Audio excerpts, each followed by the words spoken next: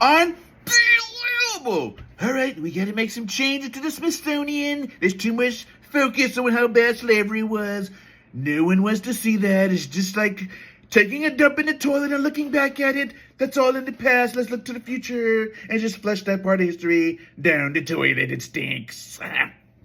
Pretend it didn't exist. Trump acts like the whole Smithsonian is dedicated to slavery, like it's the Smithsonian Slavery Museum. Now, I haven't been in a while, but I remember there only being one section dedicated to slavery. That's one section too many. Why don't they focus on the good parts of slavery? What were the good parts again? Well, first of all, your people got a free boat ride to America. Cruises are very expensive. No one charged you for that. We could have charged you, but we didn't. You got a free place to stay when you got here. So free transportation, free housing, and steady employment day one. I'm tired of hearing the word slavery. I'm going to go ahead and make an executive order, and we're going to call it interning. The blacks were simply interning, getting on-the-job training and survival skills. I'm telling you, there is definitely an attempt to try to delete that part of history. Like, I feel bad for the people, future generations. Like, it's going to be worse and worse with each generation. Like Fahrenheit 451, for sure.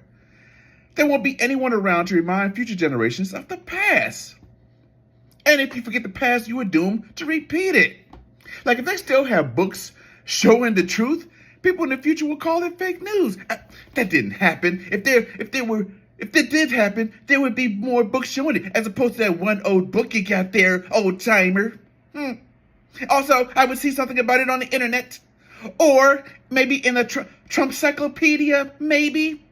Everyone knows, according to the Trumpcyclopedia, the way people went to Africa, introduced the natives to English, religion, and fire, and they clothed them and opened their hearts to these primitive native people and invited them to America for a better life. They saw how poor Africa was, and they were like, come to America. And the Africans were so pleased that they just practically jumped on those cruise ships.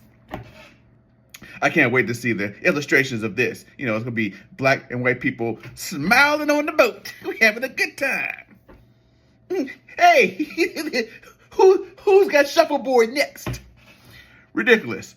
Like, they already started with the cartoons. Like, I saw this one cartoon that was narrated by Candace Owen depicting slavery as, hey, slavery was everywhere, but it was the Americans who put an end to it. Wasn't for us. There'd be slavery everywhere, but the Americans were like, we don't like this. Here we go, revisionist history.